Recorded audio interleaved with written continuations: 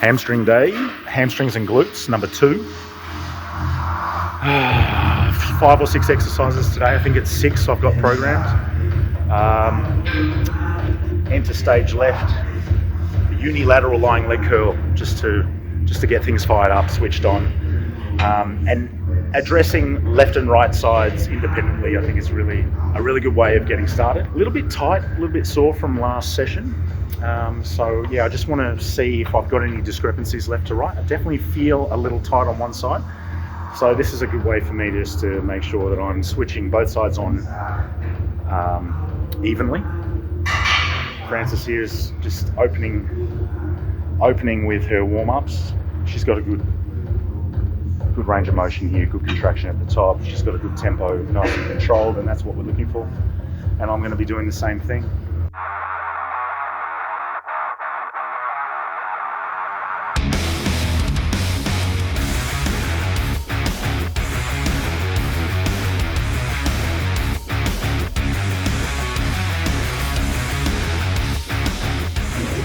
He's feeling that deadlift from last week. Yeah.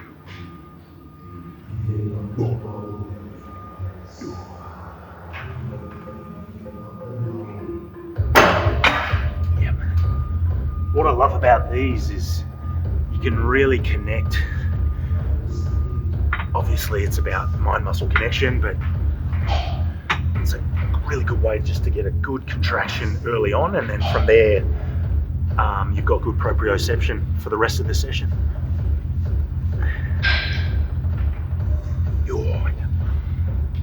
Just nice, slow, controlled movements while it's light, with a good squeeze at the top.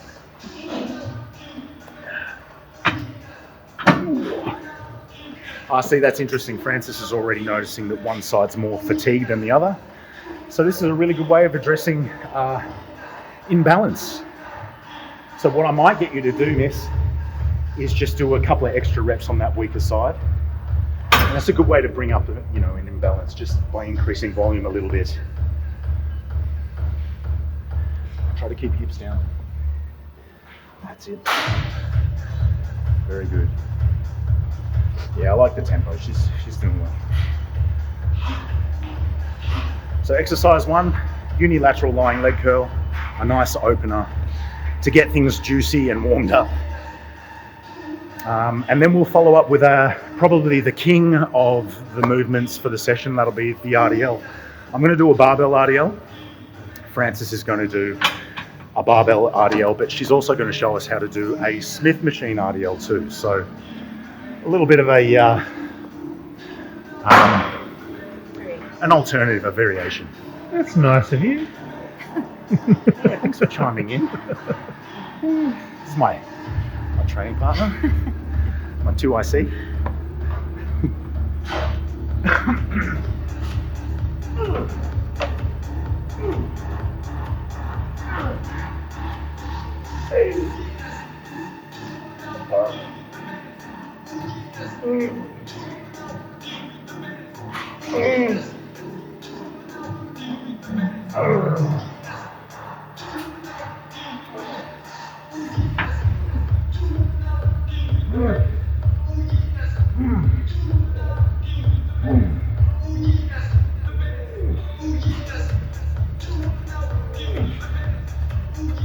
Yes.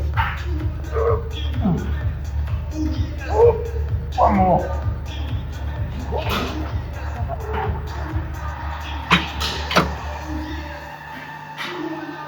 They're already switched on. Wow. 2 to 3. Two genuine working sets for me. I think Frances will do 3.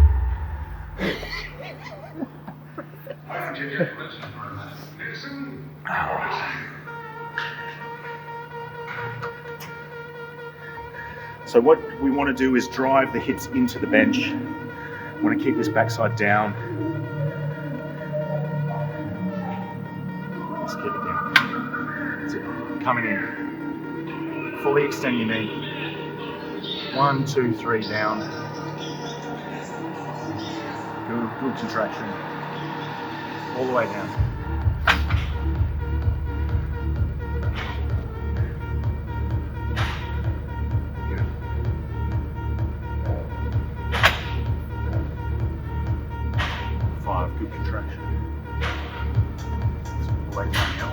extend. Yeah, fully lengthening. Good. Good. How many?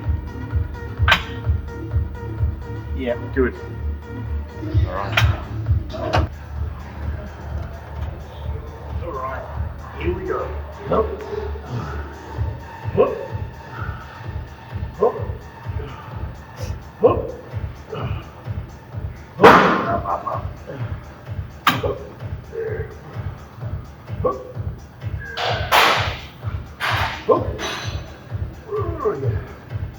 Whoop. Whoop. Whoop. Whoop.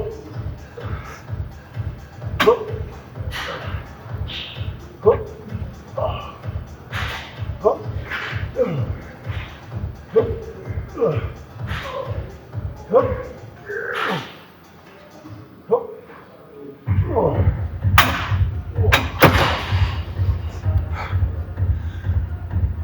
That's acute. I'm gonna do 10 on this side, right? Lock in. 2, 3. Yeah, very good control. Good. Just keep that hip down. Let's go. Halfway. Just a little bit more control on the neck. Yep. It's good. One more. Yep, good. This is it. Go.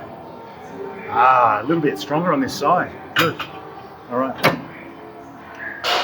You know what? More often than not, there is a difference left to right.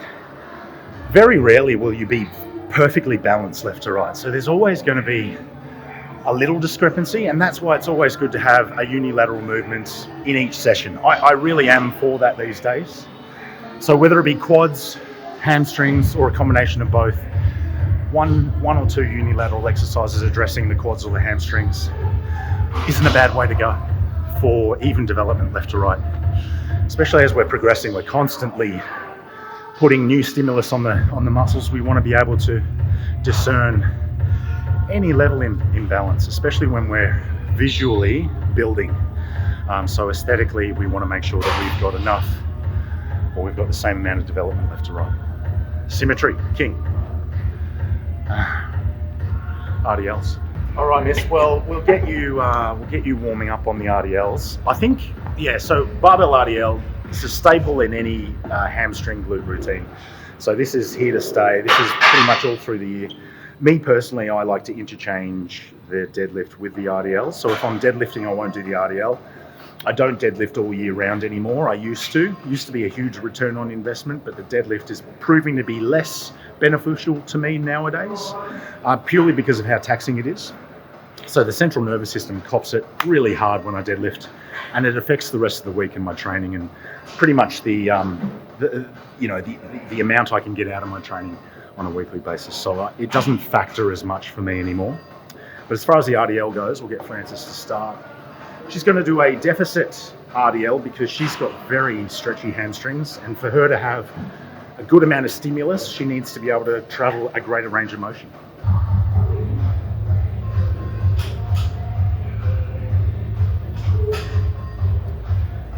So some really important points. She's locking her shoulder blades down in the depressed position.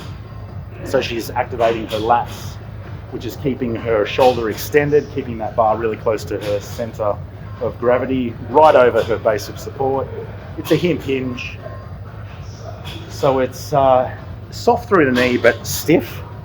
And then she's articulating through the hips completely. So this is where the majority of the exercise is happening. It's in hip extension.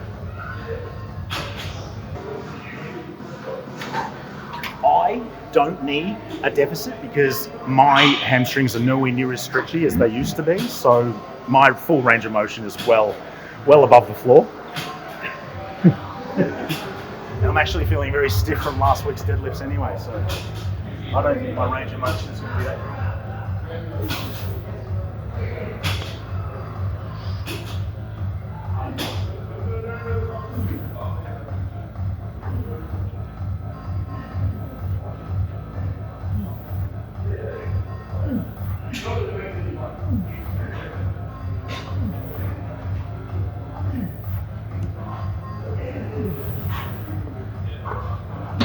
So a couple of other key factors or key points is I like to push my knees out against the inside of my elbows to make sure that I've got good recruitment of my glutes. I bring the bar about halfway down my shin. That elicits a really good stretch for the hamstrings. And then I drive up through my heels. I even make an effort to lift the toes to ensure that I'm pulling through the posterior chain. So about here, toes are raised, driving through the heel. And I don't completely extend my hips. I don't stand up too tall. I'm just short of lockout so that I maintain good tension on the glutes and the hamstrings. Just short of lockout. So just short of lockout. Boom. Close. Keep the bar close. So just to recap, shoulder blades back and down. So in the depressed state. It's a hip hinge. Soft knees but stiff. Cadence is constant tension, so when we extend the hips we don't completely lock out. It's about a 2 or 3 second count on the way down, a good stretch where the bar is about halfway down the shin, driving up through the heels, lifting the toe, and then once again stopping just short of complete extension through the hips and then back down into the following rep. That's pretty much it in a nutshell. I'll strap it. Strap is more important. Oh, right. Yeah, they're a bit thin. So just quickly on how to strap in.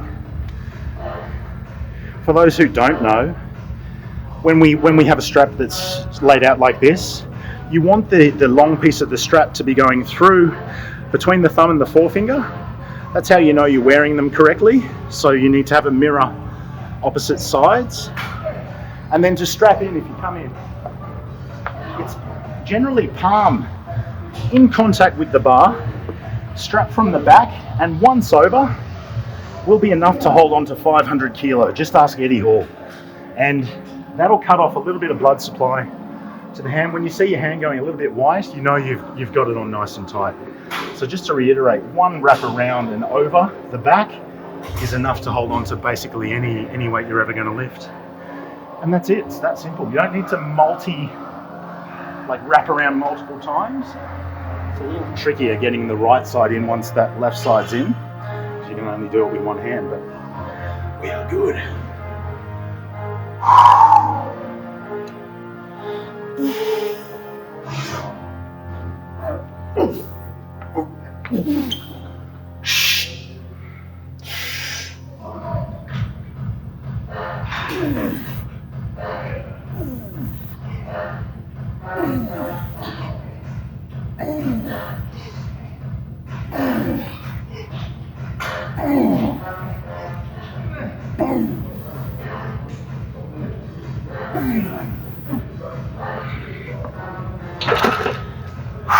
Just like riding the bus. Woo, just like that. And we're done. With a deficit, I'll have Francis do this in a sec. What's really important is that we have the midfoot directly underneath the bar, which means we're going to be in close proximity to the barbell, about 1 inch from the shin during the base of the lift. The beauty about this is it's on rails, so it's predetermined, it's governed by the rails. So hands are just shoulder width apart, directly down. We're going to have the knees pushing outwards, unrack, start position. It's a hip hinge, knees soft, bring it down, here we go, and then extend. And the whole idea is push the hips behind so that we've got good articulation through the hips. So it's a pure hip hinge, good stretch through the hamstrings, constant tension throughout.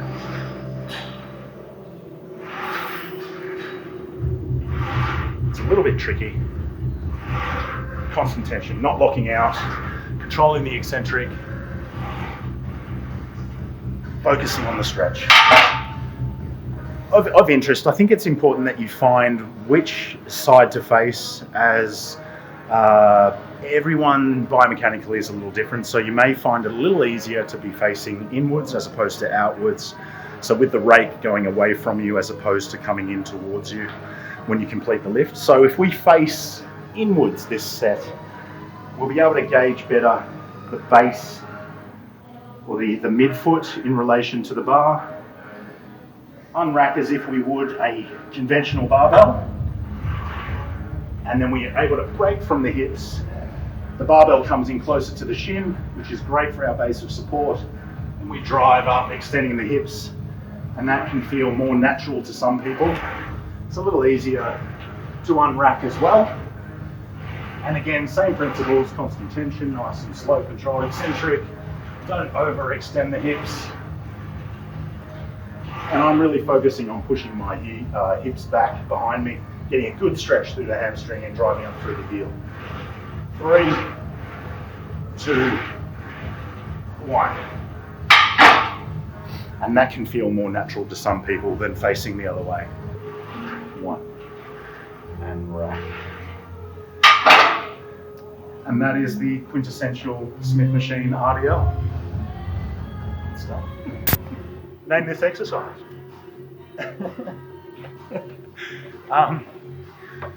So last week we used this apparatus as a like a barbell or a machine version hyperextension. Today I'm going to use this more as a glute ham raise. So it's a bit of a hybrid machine, which is why I love this so much. So today for glutes and hammies, what is this? Exercise number 3 technically. This is our glute ham raise hybrid. Start with body weight just to get the movement pattern, and then start with some resistance, probably holding a kettlebell. Rep range, 12 or thereabouts, 12 to 15. Again, focusing on control. Feet flat against the support, foot support. I'm going to bend in the knee, but I'm articulating through the hips. So it's like a hip hinge from here. Full articulation, full flexion, into extension and squeeze. That's good. Hit the spot. Very sweet spot. Hopefully I'm executing that right tempo. You know, practicing what I preach, sort of thing. Whew. Just like that breathing. Yeah. Remember to breathe. No, but in all seriousness, hold your breath during the lift. Exhale at peak contraction, inhale on the way down. That's how we keep the constant cadence tempo. Woo! That's challenging even at the best of times.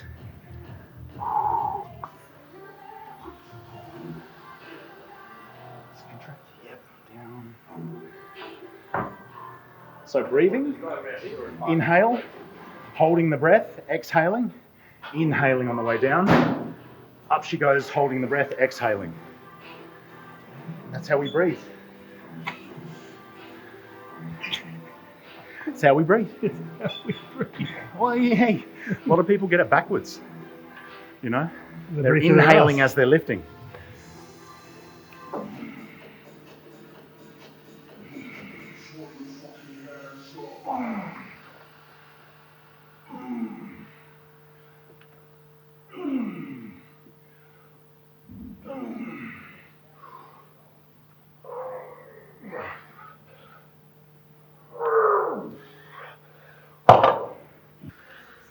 So really feeling that on the outside of the hamstrings there.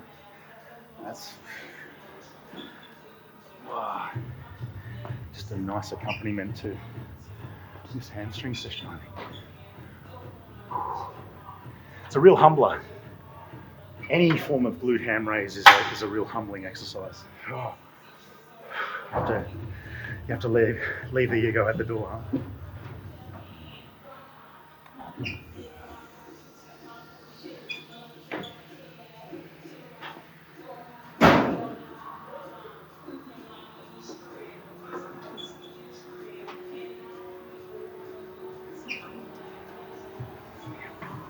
Keep your heels on the plate.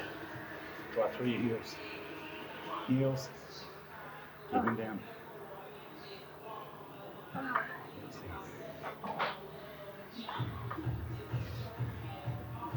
Go. 3 more. 3, 2, squeeze. 1, squeeze down slow. 5, 4, 3, 2, 1. Oh, just the breathing.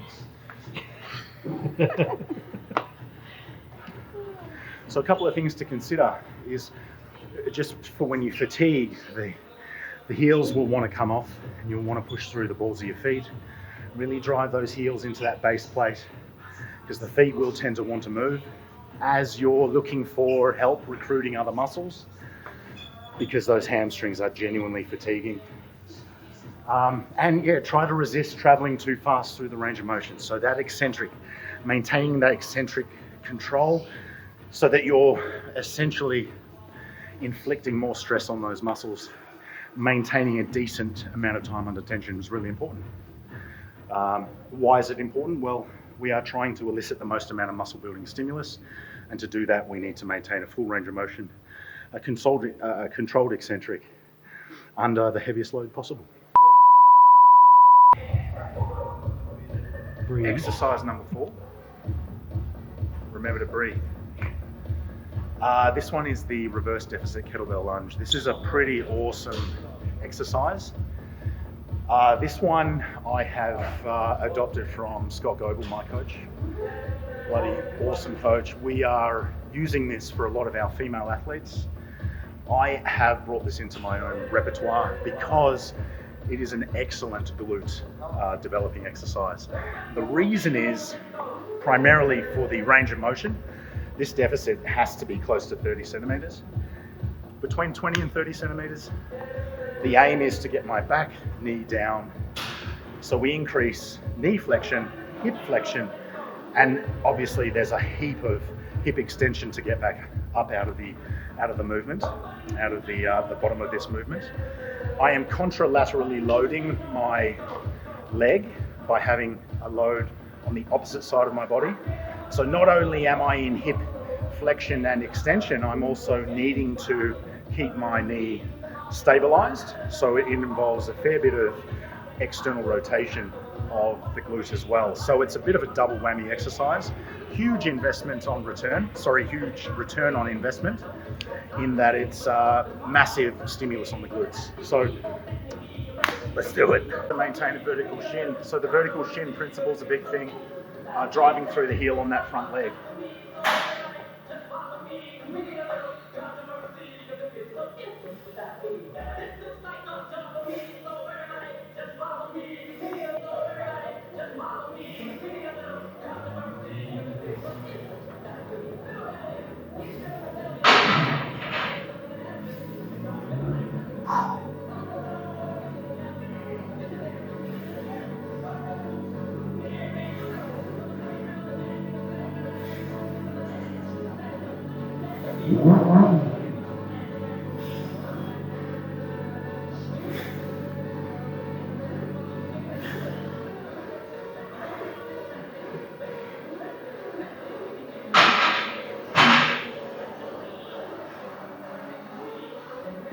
Good starting set. Massive stimulus on the glutes. Quite a bit of loading on the quads, but primarily through the glutes. Awesome exercise. Scott Goebel. Scotty. Let it hang. Spot on. Feel that? Yes.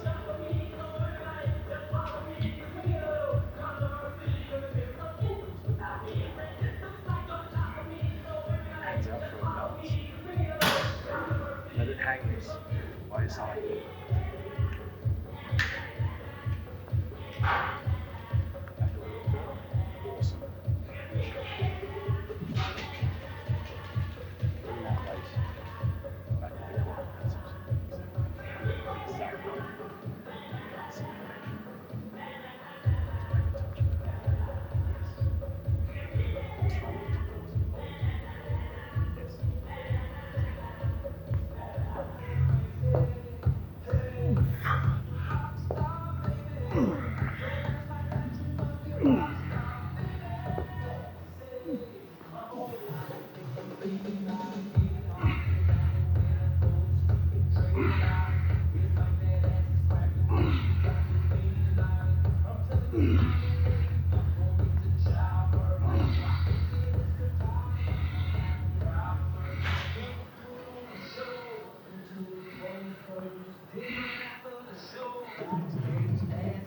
Oh yeah.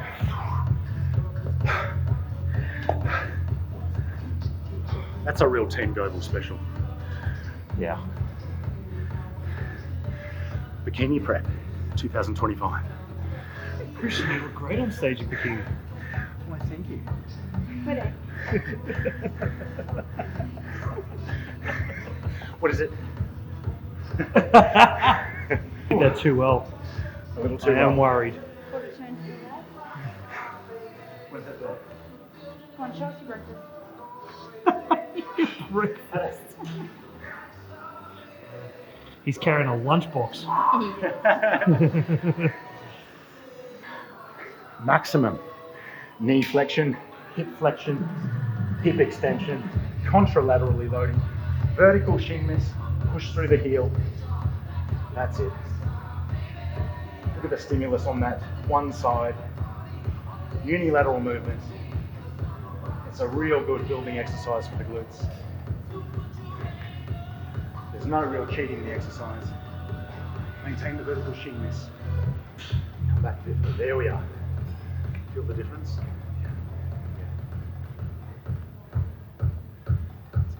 Keep the hand out. Awesome. There's no real cheating in this exercise. Awesome. And you know when you hit the sweet spot, when you get that shin vertical and you drive up through the heel, you really feel it in the depth of the glute max. And then you've also got the external hip rotation as you stabilize that knee, driving the body back up. It's a two-in-one exercise. It really is awesome. So you've got that external rotation and extension happening together. Woo. We have one exercise left, exercise 5. We're gonna it's a finisher, seated leg curl. You bet you take down to get better than. Can only be uphill from you. Well, there's no real need for me to do any warm-ups. I'm actually done. This is really a finisher. What I love about this is it's a machine, so there's very little stimulus on the nervous system. It really is just a pre-governed, predetermined range, movement pattern. It's a real squeezy isolation. This reminds me of, like a preacher curl for biceps, but it's a leg bicep preacher curl in a sense. So it's a really good finisher. 2 working sets. Like I said, there's no need to warm up. I'm going straight into a work set, and I'm just going to go to failure a couple of times. I'll push more into failure on the second set. I'll go up to failure on this initial set, and then the last one's reserved just for everything I've got left in the tank. And there's not much. There's really not much. All the same principles apply. So I'm controlling, obviously, my eccentric, and I don't want to pause in this position. So the moment I extend my knees into this current position, I'm going to come back straight away so that there's no real time for me to relax, no time for my hamstrings to have a reprieve. So it's constant tension all the way through. I'm anticipating 10 to 12 reps here. I'm not sure, pretty spent. Lock yourself in, push your whole body against the back of the chair. Keep your glutes in contact with the seat at all times, and imagine curling your heels to your backside. Squeeze. 1, 2, 3. Squeeze. 3.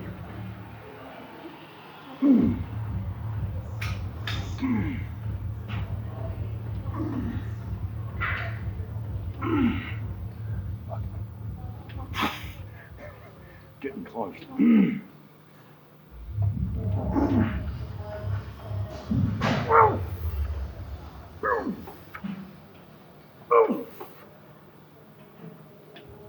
Okay.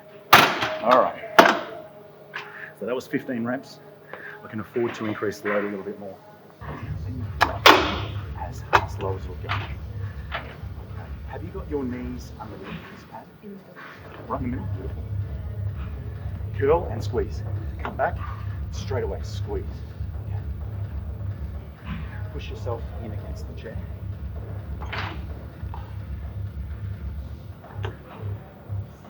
Fully extend the knee. So full range of motion, full extension of the knee ensures full range of motion. but no pause at the top. Right.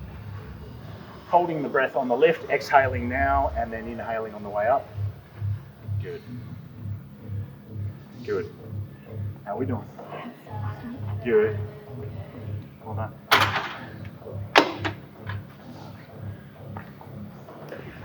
All right. How do they feel? Yeah. Look, mine are full. Just full. And getting numb. So that's how I know, like, there's no real juice left in the tank. Is I've lost connection. They're very numb now. They're full of blood, very numb, and I'm struggling to actually, struggling to actually pull my heel up. Last set.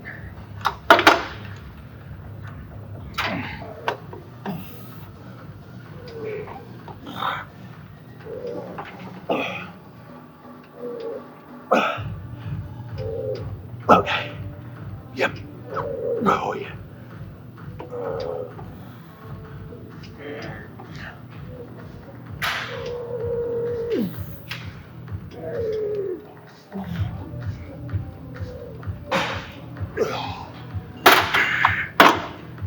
That's it.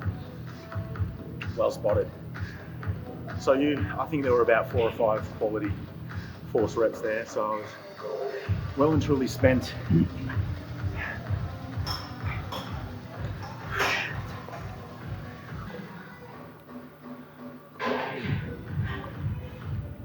Done. Glutes and hammies completed. What do we do? 5 exercises, 2 main working sets. It's about 10 to 12 sets today. Ample. Hour and a half. Done. Thanks, man. Appreciate it. So that. Back one, 2, 1. Breathe. Just breathe. In through the nose, out through the arse.